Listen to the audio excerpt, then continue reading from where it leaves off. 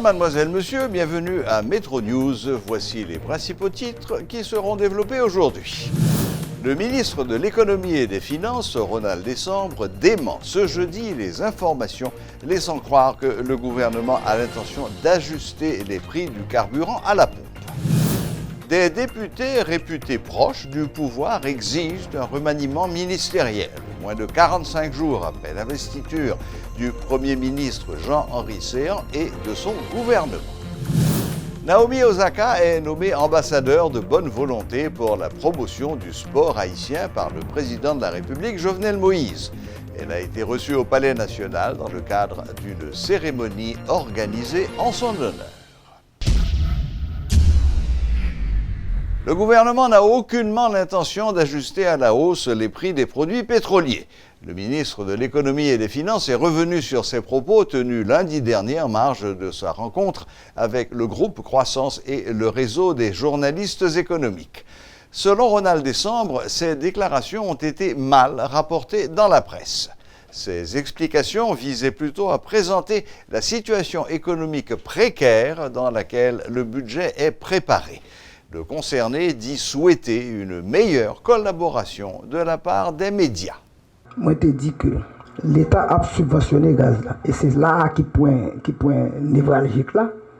Moi, je dis l'État a subventionné le gaz là. Mais subvention, il n'est pas à joindre masse peuple là. Subvention, son subvention qu'à les joindre un petit point monde.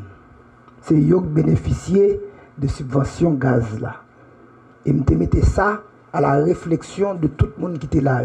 Les directeurs d'opinion, et mettez le tout, pas devant tout le monde dans la société pour réfléchir sur cette problématique là. Parce que, ou l'État, ou pas fait gaz, ou pas gagner raffinerie, ou pas vendre gaz, ou pas subventionner gaz là. Mais subvention, c'est une petite catégorie de monde là joindre. Et puis, gros masse qui t'a supporté, qui t'a supposé jouer une subvention, elle va jouer. Sous chaque 100 gouttes de subvention, l'État baille, 80 gouttes à joindre petit point monza. Ça veut dire 25% de la population. Ça veut dire tout le monde qui est capable de payer gallon gaz là, capable d'acheter un gallon gaz si gaz a augmenté. Eh bien, moun sa yo, subvention ça, dan baili, subvention ça à joindre catégorie moun sa. C'est seulement 20 gouttes qu'à joindre toute la masse. Moun qui la classe défavorisée, c'est 20 gouttes seulement qui était pour eux. Des situations ça, pas carité comme ça, sont déséquilibrés liés dans la société et que c'est moun qui gagne qui pour subventionner. Moun qui gagne pas capable à recevoir subvention. Il pas capable comme ça, depuis la société comme ça, il créer une injustice, un manque d'équité. C'est ça me dit dans la conférence. Donc, faut que pas ouais comme si problème non, ce problème qui lié à ministre finance, mais ministre finance n'a dit pas l'augmenter gaz. Même d'ailleurs yo dit que côté me dit on fois que gaz va l'augmenter de temps à temps. Côté me dit gaz va l'augmenter de tel montant tel le. Bah jamais dit bah comme ça. Jamais une fois pas dit qui l'homme de dit va l'augmenter gaz. Il pas passer ça, faut ta passer pour m'a parler pour me dire oui, va l'augmenter gaz à tel heure, nous obligé augmenter tel mois, nous obligé mettre là tel montant, personne va dire ça. Moi me poser une problématique, mettez problématique là à la sagacité, à la réflexion de tout le monde dans la société. La majorité parlementaire supportant l'administration du président Jovenel Moïse est sortie de son profond mutisme lié à la vacance parlementaire. Moins de 45 jours après l'investiture du Premier ministre Jean-Henri Séan et de son gouvernement, les députés proches du chef de l'État exigent un remaniement ministériel. Comme pour signifier sa détermination à ne pas transiger, le président de l'Alliance parlementaire pour Haïti, APH, Wilson Hippolyte, a menacé de se désolidariser du gouvernement si le remaniement n'a pas lieu. La requête des députés proches du gouvernement est surprenante, mais vise à faire entendre leur voix dans une conjoncture de contestation pétro-caribée. Les députés exigent de nouvelles consultations afin que tous les secteurs puissent être représentés au sein du gouvernement. Un remaniement en profondeur, et cela sans perdre de temps, a lancé le député de Léogâne. Les députés de la majorité se défendent ainsi d'être à la remorque de l'exécutif. M. Hippolyte exige plus d'efforts du chef de l'État dans le cadre du dossier Petro-Caribé. Il réclame le limogeage de tous les anciens gestionnaires de Petro-Caribé afin de faciliter la procédure judiciaire. Les parlementaires supportant l'action du gouvernement ne veulent pas être perçus comme supportant la dilapidation des fonds Petro-Caribé. À moins d'un an des élections, les députés ont à cœur de se positionner afin de conserver leur siège. L'administration de Jovenel Moïse annonce le début des projets d'assistance sociale aux résidents du quartier du village de Dieu. La présidence informe que le Fonds d'assistance économique et sociale, FAES, a commencé à distribuer des plats chauds dans le bidonville autrefois contrôlé par le gang d'Arnel Joseph. 3000 plats chauds ont été distribués 48 heures après l'intervention de plusieurs unités de la police nationale supportées par la mission des Nations Unies d'appui à la justice haïtienne Minujuste. L'intervention s'était déroulée sans heurts et les bandits avaient abandonné leurs repères. La démarche du gouvernement vise à répondre aux besoins alimentaires des couches défavorisées de la population. La présidence informe que cette distribution s'inscrit dans le cadre de la stratégie pour que les programmes sociaux parviennent aux couches vulnérables. La distribution des plats chauds se poursuivra. D'autres projets de développement seront lancés dans les prochaines semaines. La nouvelle ministre des Affaires sociales et du Travail, Marie-Élise Brisson-Gelin, annonce le renforcement des programmes sociaux. Elle a fait remarquer que le gouvernement entend également accompagner les ouvriers en mettant à leur disposition plusieurs centres hospitaliers. En général, c'est eux-mêmes qui toujours gagnent plus de difficultés parce qu'ils sont beaucoup plus nombreux que l'autre. Et il est facile pour eux faire grève. Et là, ça, non seulement ils perdent du corps, mais le secteur a carrément fermé. Il y a des demandes que vous faites sur lesquelles nous agissons déjà. Il y a gagné, ça y aurait les IRIA, impôt sur le revenu individuel. Donc, année ça, entente l'en fait déjà. Même si la loi de finances n'a pas voté dans le Parlement, il y a une entente qui joigne entre le ministère des Finances et DGI qui permettent que, même si la loi n'a pas sorti, il ne faut pas pénaliser les usines gérées par étrangers. Nous avons un deuxième bagage que nous faisons pour subventionner manger cuit qui vendent dans l'espace. Nous faisons une rencontre dernièrement avec le comité. Côté, ils disent exactement mais qui ça a besoin. Mais qui ça pour nous faire pour baisser le prix manger. Et nous entendons avec eux déjà que nous prenons produits, rations sèches, du riz, pois, etc. Nous avons l'huile et puis nous avons gaz, propane, pour permettre que nous diminuions le coût manger pour ouvriers et ouvrières. Et troisième bagage, c'est que nous avons ouvert un magasin communautaire qui prend en dans vente de produits de base et également une pharmacie qui pourrait permettre que ouvriers et ouvrières achètent produits à 25% moins cher. La grève des avocats du barreau de Port-au-Prince dure depuis quelques semaines, paralysant par là même toute activité de justice. Les tribunaux ne peuvent pas fonctionner. Pour faire le point sur cette situation et voir comment elle évolue, nous avons avec nous ce soir le bâtonnier de l'Ordre des avocats de Port-au-Prince, Maître Stanley Gaston. Bonsoir, Maître Gaston. Bonsoir, Monsieur Clan, et je dis également bonsoir à tous les téléspectateurs, les spectatrices de Radio-Télé Métropole. Merci de nous accorder un peu de votre temps. Maître Gaston, est-ce que le mot d'ordre de grève illimité tient toujours ? Donc, dans le cas présent, le mot grève, ce n'est pas le mot qui convient. Nous parlons plutôt d'arrêt des prestations judiciaires, parce que vous savez que l'avocat, il n'est pas un salarié, il n'est pas lié par un contrat de travail, donc le terme grève me paraît inapproprié. Donc, cela étant précisé, pour l'arrêt des prestations judiciaires, nous allons dire que l'arrêt sera observé jusqu'à ce que les revendications des avocats soient satisfaites. À savoir, et ces le départ sont du commissaire doubles. du gouvernement et également de mettre en mouvement l'action publique contre les policiers auteurs de violations contre les avocats, plus précisément de voies de fait. Oui, donc je reprends rapidement. Vous avez deux revendications essentielles, l'arrestation de M. Persson Soljour et la révocation du commissaire du gouvernement. C'est bien ça? Ok, d'accord. Et il y a une chose, il y a encore une autre précision à apporter. Il ne s'agit pas d'un seul policier. Il s'agit de deux cas.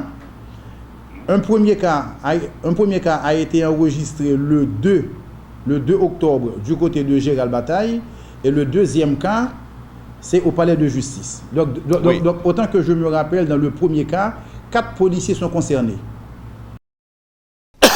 Bon, je crois que tout le monde a vu, parce que c'était filmé au parquet, mais l'affaire de Gérald Bataille, je ne crois pas que beaucoup de gens soient informés. De quoi s'agit-il exactement? Oh, naturellement, c'était pratiquement sur tous les réseaux.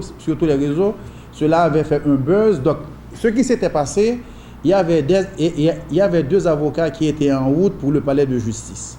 Et ils ont été interpellés par la police, probablement pour un contrôle de la circulation. Et ces avocats, ils ont été molestés par les policiers, puis conduits au commissariat. Et arrivés au commissariat, les avocats, ils ont été frappés par des policiers. Donc, il a fallu l'intervention des plus hautes autorités et également l'intervention des membres du Conseil de l'ordre pour obtenir la relaxation des avocats. Mais est-ce qu'ils ont été arrêtés en tant qu'avocats ou en tant que gens qui avaient commis une infraction au code de la route? Non, il se trouve qu'au moment d'avoir été interpellés, ils s'étaient identifiés comme étant des avocats. Et à ce moment, il y avait des propos insultants à avoir été proférés à leur endroit et il s'en est suivi leur arrestation. Donc, tel que les faits se sont produits, on peut en déduire qu'ils ont été arrêtés parce qu'ils avaient fait état de leur qualité d'avocat. Ok, très bien. Bon, revenons un peu sur le fond de l'affaire, maître Gaston. Bon, disons-le des affaires, parce qu'il y a deux affaires, il n'y a pas qu'une seule affaire. Oui, sur le fond de l'affaire, avec les deux exigences que vous soutenez, l'arrestation des policiers avec à leur tête M. Persson Soljour et la révocation du commissaire du gouvernement. Mais est-ce que vous pouvez nous expliquer en quoi le barreau de Port-au-Prince est habilité à faire ce genre d'exigence? Ok, d'abord, la chose qu'il faut comprendre, c'est qu'il s'agit d'une résolution de l'Assemblée générale des avocats. Donc, à la convocation le 26 octobre, ils étaient plus de 400 avocats à être présents et à voter la résolution. Ok, maintenant, sur qu'est-ce qui explique la résolution? La résolution s'explique par le fait que l'avocat, il bénéficie de certains privilèges, il bénéficie de certaines protections de la loi, mais avec en perspective le justiciable. Celui qui est visé par ces protections, ce n'est pas l'avocat en tant qu'individu, c'est parce que l'avocat, il prête ses services au justiciable, il prête ses services à la population. Donc, à travers la protection qu'on donne à l'avocat, il faut voir en filigrane le justiciable. Premier fait. Première argumentation. Et le deuxième argument qu'il convient d'avancer, c'est que les avocats, pour être en mesure d'assister les justiciables, pour être en mesure de poursuivre leur ministère, ils doivent être protégés et aussi bénéficier d'une certaine quiétude d'esprit. Or, quand un avocat a été giflé au palais de justice, dans les locaux même du parquet, la question à se poser, est-ce que la profession d'avocat, est-ce qu'elle n'est pas menacée? Parce que l'avocat, il était pratiquement dans son sanctuaire, il était en train d'exercer son ministère lorsqu'il avait été giflé. Il y avait eu un cas de flagrant délit, de par la loi. Le commissaire du gouvernement, qui est l'autorité de poursuite, il se devait, illico, de mettre l'action publique en mouvement. Ce jour-là, il n'a rien fait. Au contraire, il a préféré banaliser ce qui s'était passé. On lui a laissé un temps. On lui a laissé un temps parce que peut-être que l'on s'était dit que pris de court, il n'avait pas pu se décider. On lui avait laissé un temps suffisant pour prendre une décision. Le fait s'est produit le 9 octobre et la résolution de l'Assemblée est intervenue le 26. Donc maintenant, il faut bien comprendre qu'il y a une situation de malaise entre les avocats et le parquet, puisque l'un des incidents s'est produit dans les locaux même du parquet. Oui, donc en quelque sorte, si je vous suis bien, les policiers qui ont commis cette agression physique contre l'avocat se trouvaient à l'intérieur du parquet, en présence du commissaire du gouvernement. On peut donc dire que les deux choses sont liées. Oui, donc je n'irai pas jusqu'à dire en présence du commissaire du gouvernement, mais le commissaire du gouvernement, il a été au courant, puisque les faits lui ont été rapportés. Il était dans son bureau et c'était dans l'espace attenant à son bureau que les faits se sont produits. Oui, non. Nécessairement, il y a un lien entre l'incident qui s'est produit et la réaction, l'attitude du commissaire du gouvernement. Il s'agit ni plus ni moins qu'un cas de déni de justice. Parce que comprenez bien, si l'avocat qui est collaborateur, qui fait partie du système judiciaire, victime de violations, victime de voies de fait, il n'arrive pas à obtenir justice. Mais que dire du simple citoyen?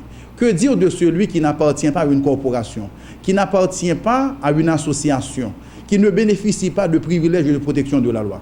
Maintenant, c'est aussi de cela qu'il s'agit. Donc, il faut voir la question sous ce temps aussi pour comprendre que ce qui s'est produit, ça a été un incident grave, ce qui s'est produit, c'était grave, c'est un fait intolérable.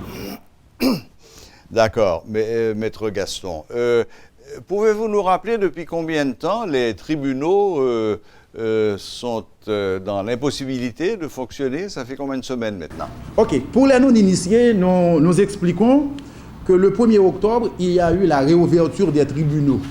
C'est ça. Mais après la réouverture des tribunaux, pendant la semaine, c'est la semaine de l'Assemblée générale des juges, au niveau de toutes les juridictions, cours d'appel, tribunaux de première instance, et aussi on organise le tribunal de manière administrative.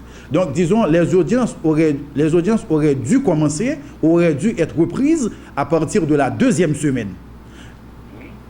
Les tribunaux, disons, l'arrêt des prestations judiciaires est intervenu, c'est à partir du 10 octobre, autant que je me rappelle. D'accord. Maître Gaston, ce que beaucoup de gens ne comprennent pas, à commencer par les justiciables eux-mêmes, c'est que, est-ce que cette décision que vous prenez je retire le mot grève, mais d'arrêt de travail... D'arrêt de prestation judiciaire. D'arrêt de prestation judiciaire. Parce que dans le travail que fait l'avocat, il y a plusieurs composantes. L'avocat, il reçoit des clients à son cabinet pour des conseils et de consultations. Il représente les clients lorsque le client n'est pas là. Et l'avocat aussi, il assiste le client.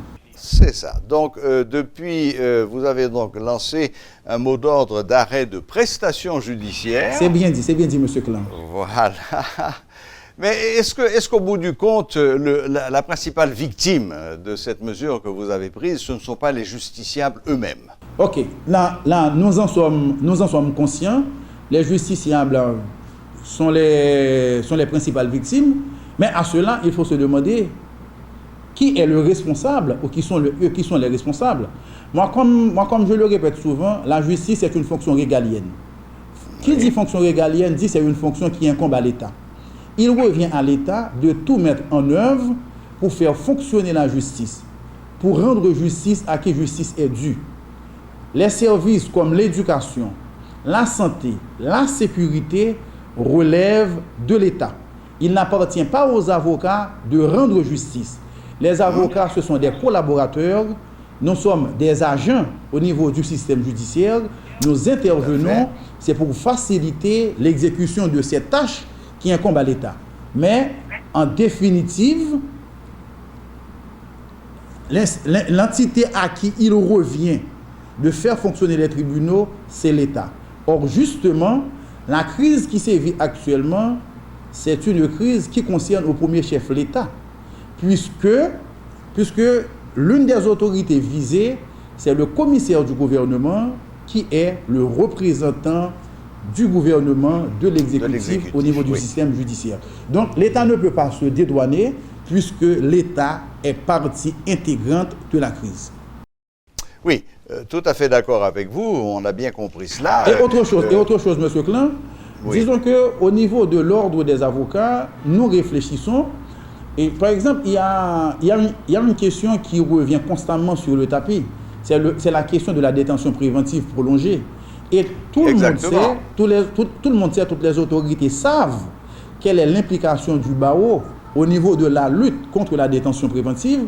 Donc, dès lors que les prestations judiciaires, dès lors que les avocats vont recommencer à fournir les prestations judiciaires, mais à ce moment, nous allons mobiliser 100, 200 avocats et il revient au ministère de la Justice, il revient à l'État de mobiliser ces juges et nous allons rapidement évacuer les dossiers. Donc c'est pour vous dire que nous sommes de bonne foi, nous voulons travailler, mais étant donné que les avocats sont menacés dans leur dignité, étant donné que nous sommes menacés de notre intégrité physique, nous n'avons pas la quiétude d'esprit nécessaire pour poursuivre notre ministère.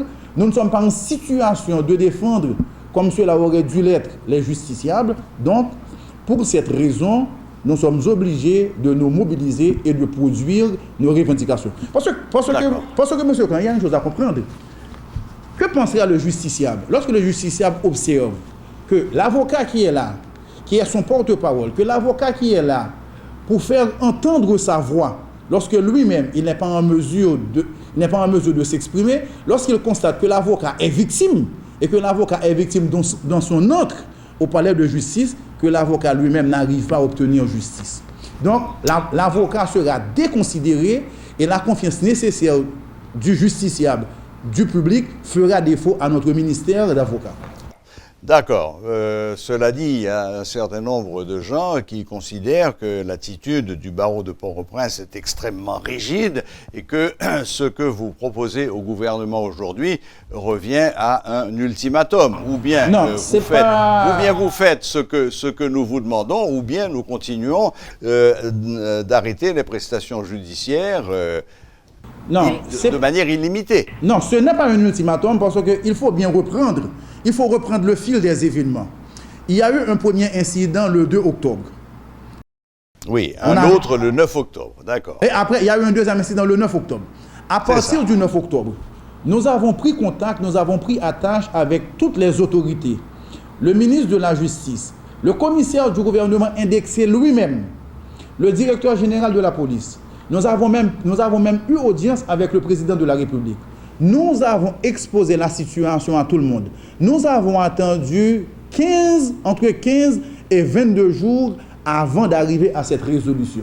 Donc nous estimons que nous avons épuisé toutes les voies amiables pour éviter cela. Parce que justement, nous étions suffisamment conscients qu'à un certain moment, que certaines personnes seraient amenées à nous faire des reproches. Et pour éviter cela, le barreau a été assez cohérent dans sa démarche avant d'arriver à cette résolution. D'accord. Maintenant, là, malheureusement, Maître Gaston, nous allons devoir mettre un terme à cette discussion. Aujourd'hui, la situation est bloquée puisque vous maintenez vos revendications et apparemment, du côté du gouvernement et du commissaire, il n'y a pas de réponse positive. Alors, qu'est-ce qui se passe? Est-ce que ça va continuer encore ou qu'est-ce qu'il faudrait? Qu'est-ce que vous attendez? Quel geste attendez-vous du commissaire du gouvernement, soit pour recommencer à discuter, soit pour mettre fin à ces arrêts de prestations judiciaires? Non, le commissaire du gouvernement, il n'est pas l'interface du barreau. Le commissaire n'est pas l'interface du barreau. Il y a une situation et nos revendications s'adressent à l'État. Nos revendications s'adressent aux autorités. Donc, nous sommes là. Le barreau veut mobiliser ses avocats. Le barreau veut inviter les avocats à reprendre les prestations qu'ils fournissent à la population. Mais nous attendons maintenant que l'État nous donne les garanties suffisantes pour pouvoir travailler en toute quiétude, en toute sérénité et dans le respect de notre intégrité physique. Maître Gaston, avec qui, au sein de l'État ou des autorités judiciaires de ce pays, souhaitez-vous reprendre le dialogue? Avec les autorités compétentes. C'est-à-dire? C'est-à-dire le président, le ministre de la Justice, disons une autorité qui a qualité pour nous sortir de ce problème. D'accord. Eh bien, donc vous lancez un appel, en quelque sorte. Non mais comprenez bien, nous ne sommes pas l'auteur de la crise. Nous avons été entraînés dans cette crise. Ce sont les circonstances qui nous ont amenés à prendre la résolution. D'accord. Non, j'ai bien compris. Mais bon, il faut quand même en sortir parce que, encore une fois, c'est le justiciable qui paye les pots cassés. Vous venez de me dire que vous souhaitez avoir des garanties qui proviennent d'une haute autorité de l'État. Considérons que donc l'Ordre des avocats de Port-au-Prince lance un appel à ces autorités et qu'ils entr'ouvrent une porte qui vous permette de rentrer, de vous asseoir autour d'une table et de discuter en toute sérénité. Donc ce qui prouve encore une fois que nous ne sommes pas des extrémistes, que nous sommes là pour que la justice fonctionne, mais dans le respect des valeurs républicaines. D'accord. Merci infiniment, Maître Stanley Gaston, bâtonnier des avocats du barreau de Port-au-Prince, pour ces explications sur la crise qui dure là maintenant depuis la mi-octobre. Bonsoir et bonne fin de journée. Je vous remercie également et mes salutations à tout le monde. Merci, au revoir. Au revoir. Voilà, c'était Maître Stanley Gaston, bâtonnier de l'Ordre des avocats de Port-au-Prince, qui justifiait la position des avocats, de l'Ordre des avocats, sur, non pas le mot grève, comme il dit, mais sur l'arrêt des prestations judiciaires des avocats. La championne de tennis Naomi Osaka vient d'être nommée par le président de la République Jovenel Moïse ambassadeur de bonne volonté pour la promotion du sport haïtien. Elle a été reçue ce jeudi au Palais National dans le cadre d'une cérémonie organisée en son honneur. Le chef de l'État en a profité pour lui remettre une plaque d'honneur au nom de la République d'Haïti en signe de reconnaissance. 7 novembre 2008, une date que les habitants de Nérette, quartier de Pétionville, ne sont pas près d'oublier. Date à laquelle le collège La Promesse évangélique s'est effondré, faisant une centaine de morts. 10 ans après les faits, les victimes et leurs familles se remettent difficilement de ce drame. Ces habitants, qui habitent encore à Nérette, déplore l'insouciance des autorités qui, disent-ils, n'ont rien fait pour accompagner les rescapés et changer l'image de cette zone. Nérette, 10 ans après, les cicatrices sont encore visibles. Retour sur les lieux du drame avec Luxon Saint-Ville et Elsie Dieu-Lassin.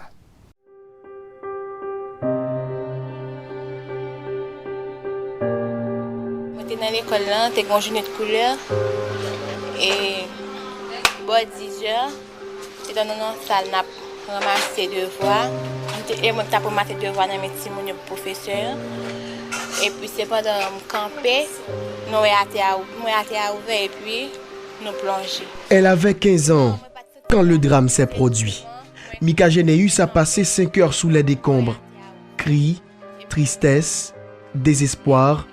Cette jeune fille se souvient de tout, même les derniers mots prononcés par ses camarades. Ça qui côté me cap relé, ça cap chanter, ça qui dit nous au revoir et puis il trépassé. Les non batté, les a essayé protéger l'autre, a souquer l'autre pour essayer l'autre pas mourir parce que quand un petit moment nous était quelqu'un qui dit nous au revoir. Na m'aller on pas capable encore ou bientôt ouais quelqu'un cap racler, il dit pas vivre sinon ça cap dit maman yo.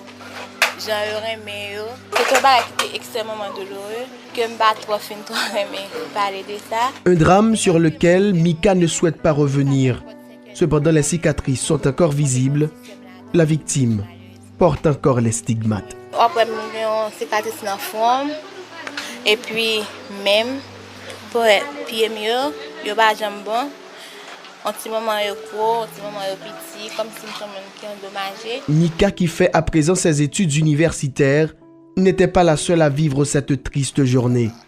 Son petit frère, Eliezer Généus, était la première personne à quitter l'espace lors de l'effondrement. Un moment qui restera gravé dans la mémoire de ce jeune homme, âgé actuellement de 19 ans. Je suis tout là, avec sentiment débloqué tout. Sentiment de me défendre un nombre de temps, pas de marcher, etc. Tout le sentiment est vraiment fracturé. Je me dépassé des séjours, l'hôpital de Gaza, après l'hôpital général avec. Alors, je me rappelle, lorsque la première fois je me après l'accident, je me reconnais. Parce que le visage était écrasé. Je me disais, je me reconnais, c'est lui qui songe, moi je ne songe pas. Tellement visagé. Oui, c'était vraiment dur. À Néret, ruelle Narcisse prolongée, sur l'emplacement où se trouvait le collège La Promesse évangélique, est érigé un établissement scolaire dénommé École communautaire Léa Kokoye. Depuis le 18 octobre 2011, cette école, construite en bois avec des toitures en tôle implantées par la Fondation Maurice Sixto, accueille des dizaines d'écoliers. 10 ans après, les familles des victimes s'en remettent durement. Les petites mains pour choc là, me sentir, les répondre moi, chez moi. Alors, où gagne combien de victimes? Bon, lui-même, on seul gagne, lui-même était deux, on fait un garçon. Triste, de l'émotion dans la voix, Serge Rémy nous montre la photo de l'un de ses fils, péri dans ce drame. Donc, on toujours qu'un bel embouchement comme un souvenir, parce que on sentit garçon que me remis en pile. Nous avons 5 petits nous environ dedans, mais parmi lesquels, il y a 4, c'était petite soeur madame moi qui était dans la là, et puis pas maintenant, Galenski Rémy, il mourit. Monsieur a 13 ans, il a fait 5e secondaire. Ah, c'est un moment extrêmement tragique que nous pas disons que ouais même. Ça a été attristé nous en pile. Ce drame qui avait attiré l'attention en 2008 est jeté aux oubliettes, déplore le personnage de 63 ans. Mis à part une allocation pour les funérailles, aucun autre accompagnement de l'État, les victimes sont livrées à elles-mêmes.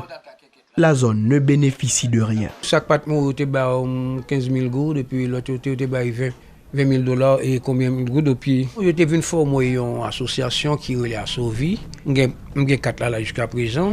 Et puis, monsieur qui en tête, bon, c'est eux même qui jouent, et puis qui même bénéficient de visa même.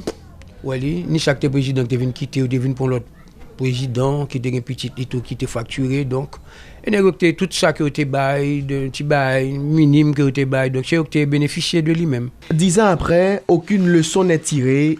Les constructions anarchiques s'amplifient. Monsieur Rémy s'inquiète. Et toujours à coller caille. Celle ça, petit parti que bail, c'est bon, pas presque. C'est comme d'adou, c'est adopter bail la mienne. On pas faire monter sur la mienne, comprendre. Avec après 5 ans, j'ai remetté ceinture. C'est ça que moi j'ai adopté seulement, mais pas adopter les normes, les principes qui t'a dû adopter. Nous finissons dans le carreau déjà. L'État t'a doué, par exemple, l'an nouveau bâtiment qu'a construit, l'État te dit bail, attention. Entre-temps, Haïti continue d'enregistrer des secousses sismiques et devient de plus en plus vulnérable face aux catastrophes naturelles. Les autorités ont-elles tiré leçon de l'effondrement du collège La Promesse évangélique? À quand l'arrêt des constructions anarchiques dans cette zone? En tout cas, les habitants de Néret croisent les doigts et craignent d'être victimes lors d'une éventuelle secousse sismique.